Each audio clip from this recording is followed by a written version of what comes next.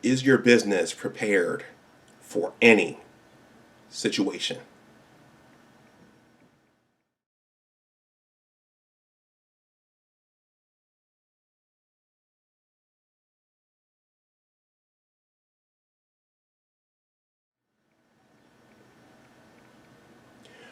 Welcome back to my channel. My name is Dr. Anwar Youssef Dunbar, and this is Big Discussions 76. First of all, please like this video, please share it, and please subscribe to my channel. Before I start, if you hear a whistle in the background, someone is outside blowing a whistle. I think they're doing something with their kids. So hopefully my voice, the camera will capture mostly my voice, and that won't be too much of a distraction for you, the viewers, and also for me, the content creator. So I'm going to open this video up with a quote, which I heard from a well-established real estate investor slash business person, and the quote says, "If you fail to plan, then plan to fail." And now I'm going to open this up with a question or a series of questions, and that is your unique service, recipe, or invention enough or sufficient to sustain your business? So that's going to be the overarching question for this video. So like my video, my last video on the Duke and the Duchess of Sussex, Meghan and Harry, this video was requested, or should I say suggested, by a subscriber and also one of my heroes, the master teacher, BGS. I posted a blog post from my blogging platform, the Big Words blog site on Twitter, and BGS immediately wrote, or underneath he wrote, "Where's the video?" So in other words, he was saying you should make a video on this. And that post was entitled "Making Sure Your Business is Prepared for Any Situation," which is highly relevant to what's going on now. So right now, I'm working with collaborators, and I figured out how to, I don't want to talk too much about it now, but I figured out how to monetize my blogging platform. And I'm getting lots and lots of content, like the focus post of this video. And going forward, I've been thinking about, a potential strategy for this particular channel is to just take the abundance of content I've got now, stuff I've written by myself and stuff contributed by collaborators, and just making videos on that as part of my strategy, in addition to random thoughts of the day and current events and those kinds of things, and personal stories. So so I want to acknowledge BGS for giving me the push to make this one, and he very much gave me the push to say, hey, you should make a video about this. So I'm going to start this with two quick stories. So the first one comes from one of my many tumultuous romantic relationships, and at this particular time, me and this woman, we weren't on the same page financially, which seems to be a common theme for many relationships. But I had gotten to a point where I understood personal finance, and I understood and actually embraced the principle of having an emergency fund. So having money set aside just in case the car needs to get fixed, just in case the refrigerator needs to get replaced, which I had to do in the last couple of years, just in case a plumber had to come through, just in case. And she wasn't thinking like that.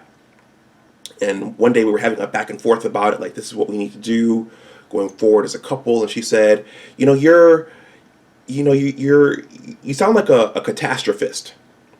So That's something that always stood out in my mind, and it's something that I always remembered, going forward when thinking about this type of thing.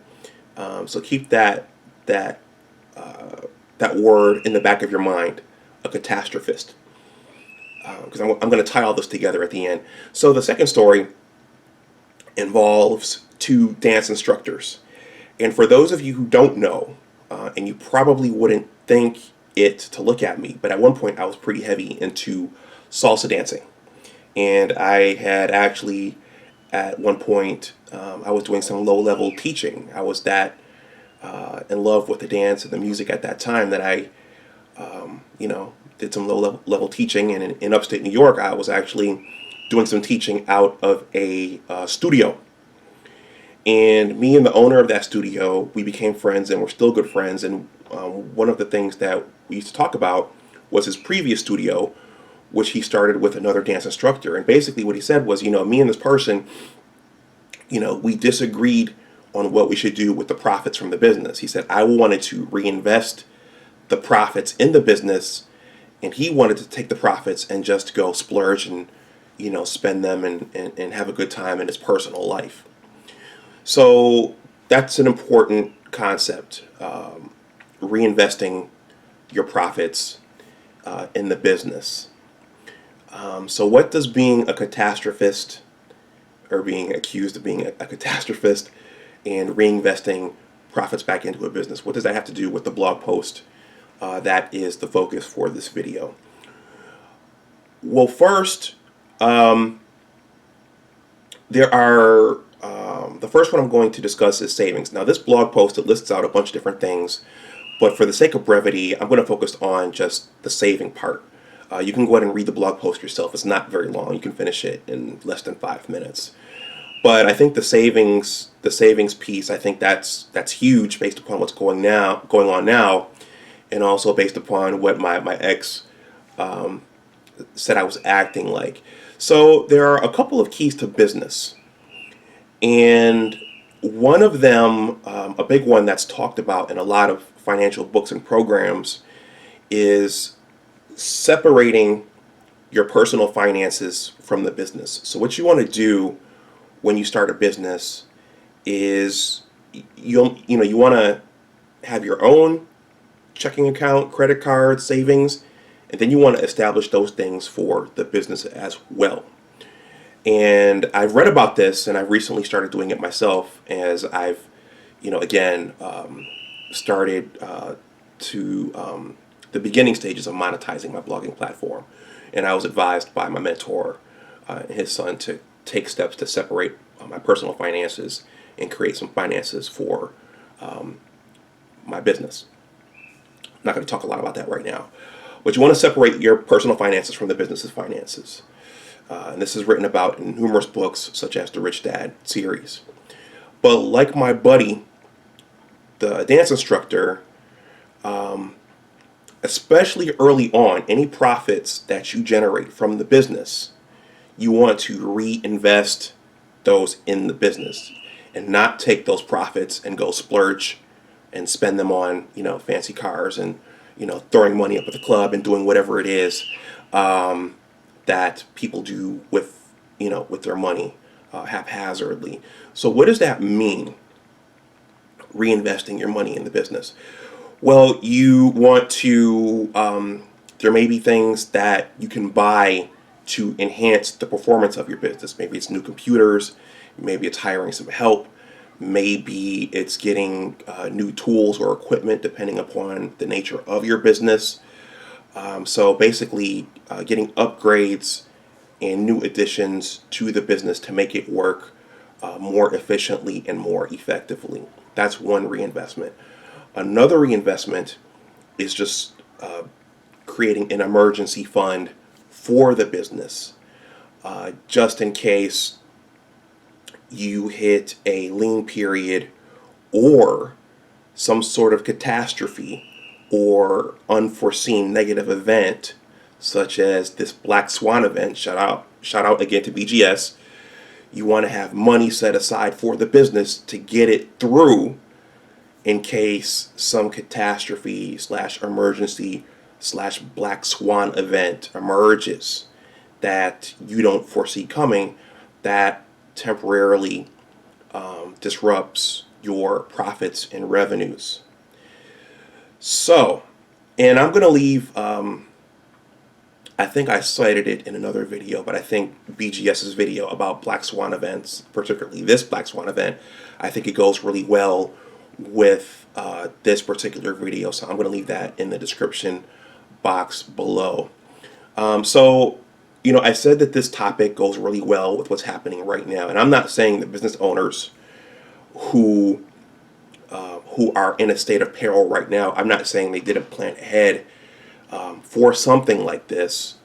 But I'm just saying this to say that it's important for any person who's running a business or who's thinking about running a business to figure out how to set up an emergency savings in case a rough patch comes along. And I'm going to end with something I saw on Twitter as it relates to the coronavirus / COVID-19. There was a woman, a general question arose as for landlords. And for those of you who don't know, real estate is a business. So if you have a landlord, that person is in business. And the fact that you're paying them rent, that's a business. There's a business transaction going on. They're making, if they've been smart about it, they're making profits from the rent you're paying them, and they're partaking in the tax advantages that are currently on the books for business owners. So the question came up, with so many people's personal incomes being cut off by this virus, should landlords give their tenants a temporary break in terms of paying rent? And so this particular woman on Twitter was basically saying, why doesn't a landlord have emergency savings set aside for some unforeseen calamity? And it makes sense that a landlord would and should, even if there is no coronavirus / COVID-19, because we know that there are costs associated with owning property and renting it out. We know that most structures eventually need to be repaired and maintained, and in some instances, some aspects of those structures need to be upgraded. And in some instances, as a landlord, you have tenants who will skip town without paying you.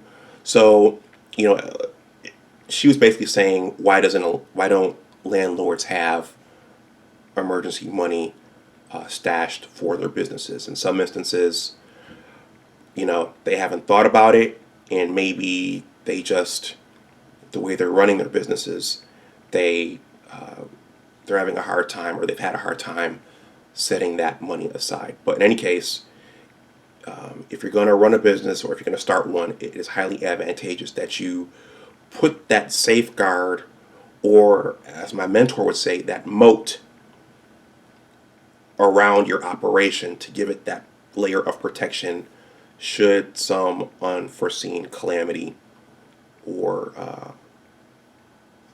event, in this instance a black swan event, come along.